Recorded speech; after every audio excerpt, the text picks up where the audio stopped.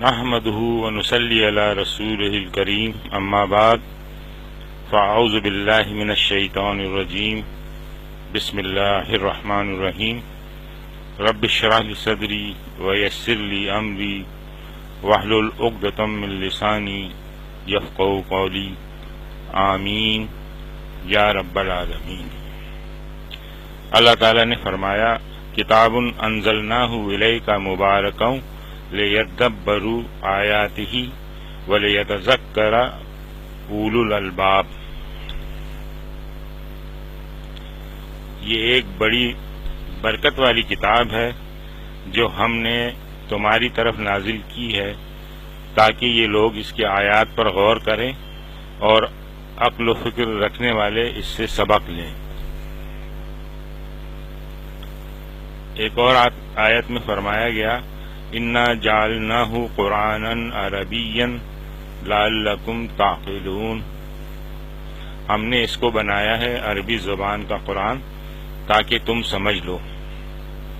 تو یہاں اس سے یہ بات ظاہر ہو رہی ہے کہ قرآن کو سمجھ کے پڑھنا ہے، اور قرآن کو سمجھنے کے لیے اس کی زبان کو سمجھنا ضروری ہے، یعنی کہ عربی زبان کو، اور کسی بھی زبان کو سمجھنے کے لیے اس کی گرامر سے واقفیت ہونا ضروری ہے۔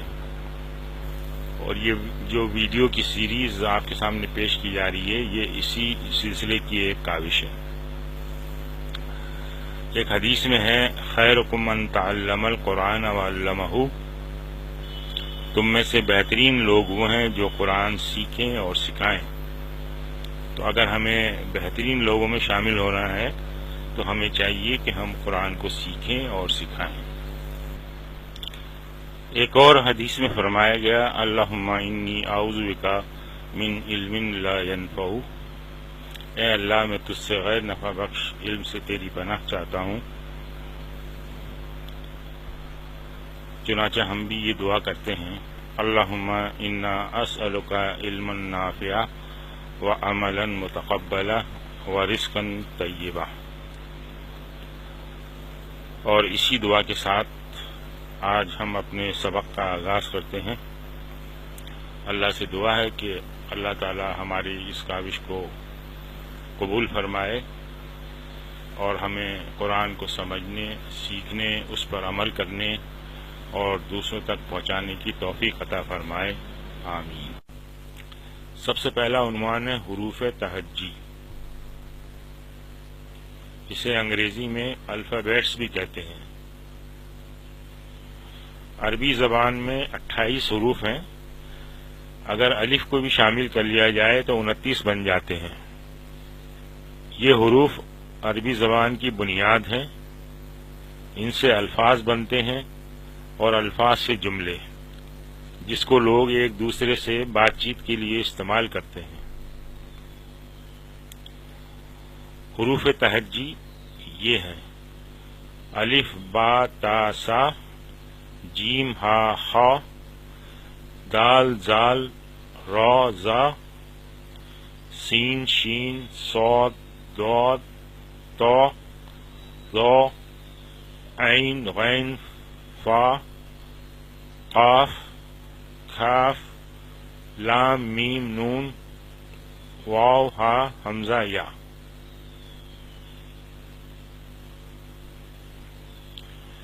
لفظ کی دو قسمیں ہیں، ایک کلمہ اور دوسرا محمل۔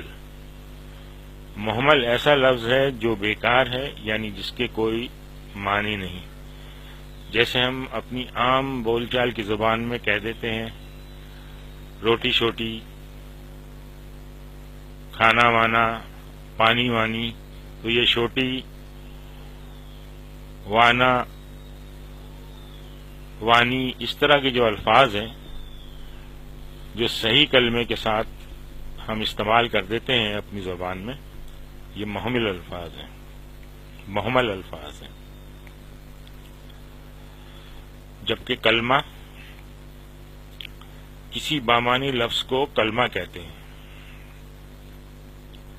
کلمے کے اجزاء، اس کو انگریزی میں پارٹس آف اسپیچ بھی کہتے ہیں۔ سب سے پہلے انگریزی کے پارٹس آف اسپیچ دیکھتے ہیں۔ नाउन किसी शख्स, जगह या चीज का नाम है। प्रोनाउन किसी नाउन के बदले में आने वाला लफ्ज। एडजेक्टिव किसी नाउन की तारीफ बयान करने वाला लफ्ज। एडवर्ब किसी अमल की कब, कैसे की इत्तला देने वाला लफ्ज। इंटरजेक्शन किसी दूसरे लफ्ज का मोहताज न रहने वाला लफ्ज, जैसे हेलो, हाय। वर्ब अमल और जमाने को जाहिर करने वाला लफ्ज। कंजंक्शन दो जुमलों को जोड़ने वाला लफ्ज।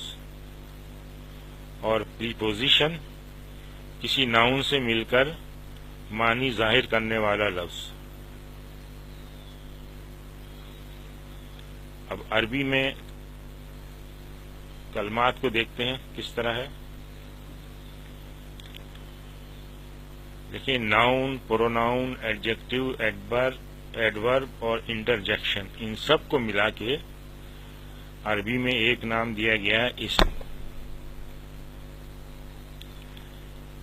इसी तरह से वर्ब का नाम दिया गया है फ़िल, और कंजक्शन और प्रीपोजिशन को मिला के अरबी में हर्फ का नाम दिया गया है। इस तरह से अरबी में कलमे की 3 अक़साम हो गई। नंबर 1 इस्म, नंबर 2 फ़िल और नंबर 3 हर्फ।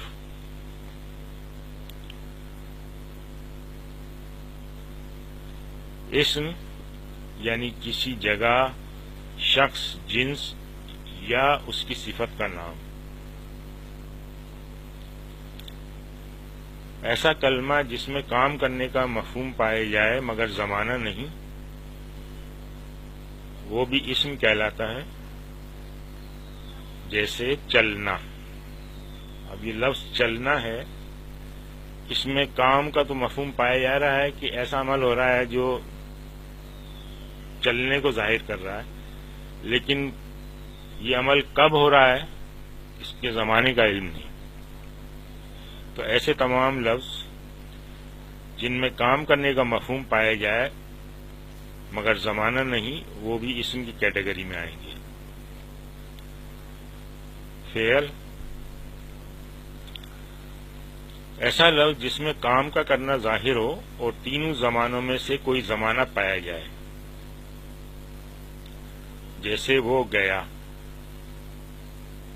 अब इसमें काम का करना जाहिर हो रहा है, यानी जाने का काम जाहिर हो रहा है, और जमाना भी इससे पता चल रहा है कि ये काम माजी में हुआ है। हर्फ ऐसे अल्फाज हैं जिनके माने किसी दूसरे कलमे से मिलकर जाहिर हो। जैसे से, तरफ वगैरह। इस्म की मिसाल देखते हैं। मक्का ये शहर का नाम है। हामिदुन किसी शख्स का नाम। लबनुन दूध यानी जिन्स का नाम। फासिकुन मानी बदकार, ये सिफत है। कत्लुन मार डालना।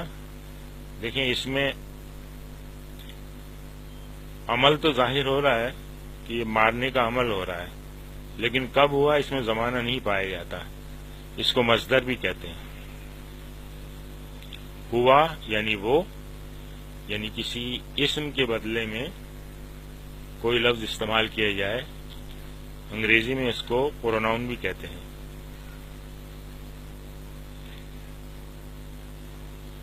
फेल की मिसाल क़रा, उसने पढ़ा।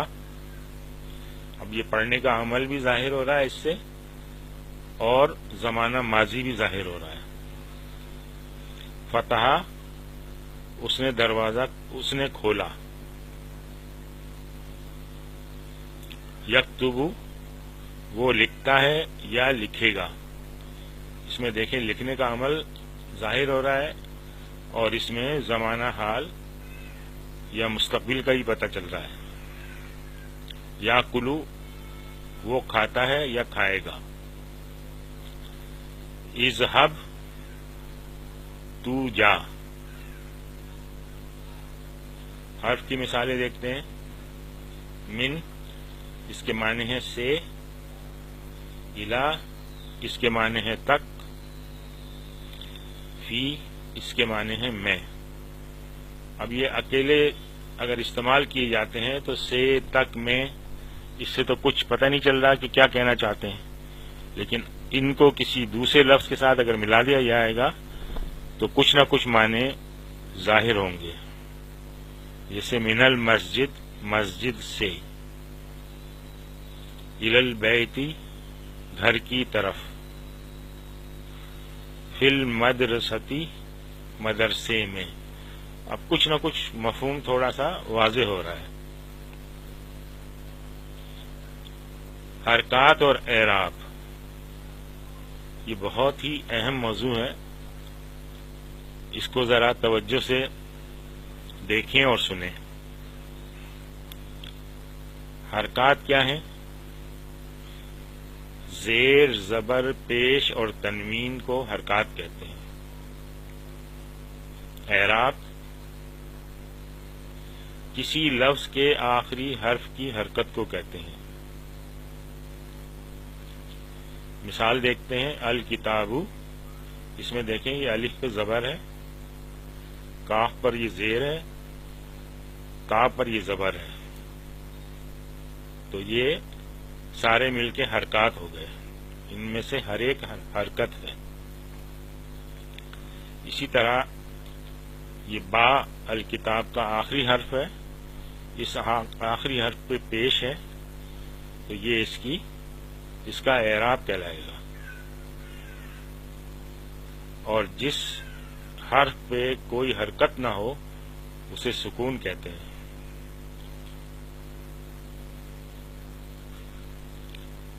زیر زبر پیش کو عربی میں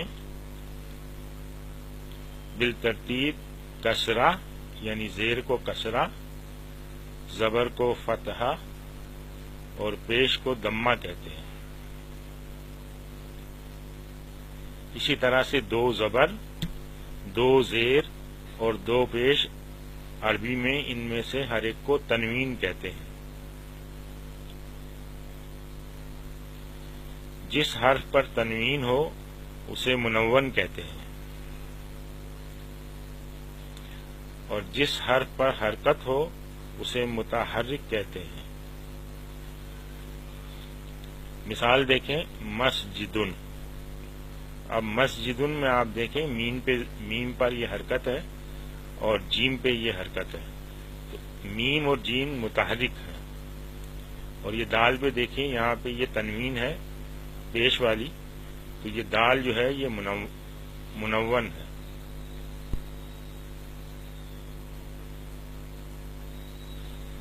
الف اور حمزہ کا فرق دیکھتے ہیں.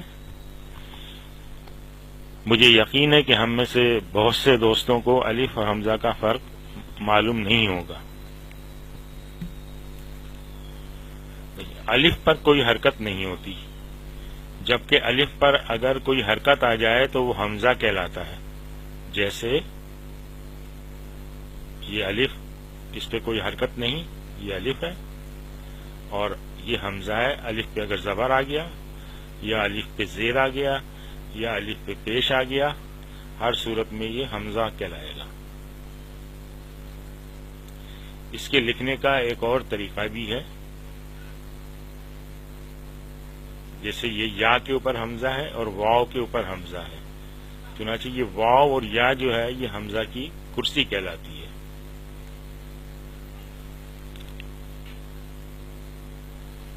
الف جو ہے وہ آواز کو کھینچنے کے لیے استعمال ہوتا ہے اور ہمیشہ لفظ کے درمیان یا آخر میں آتا ہے، جبکہ حمزہ لفظ کے شروع، درمیان اور آخر میں آ سکتا ہے.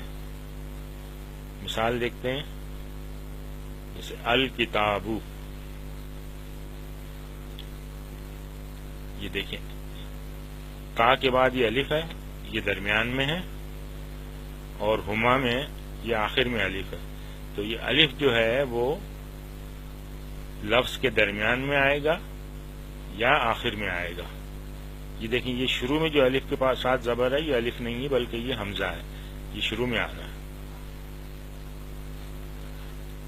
یہ دیکھیں الف پہ زبر ہے تو یہ حمزہ ہے، یہ شروع میں آیا، اور اصلوں کا تو یہ حمزہ درمیان میں ہے،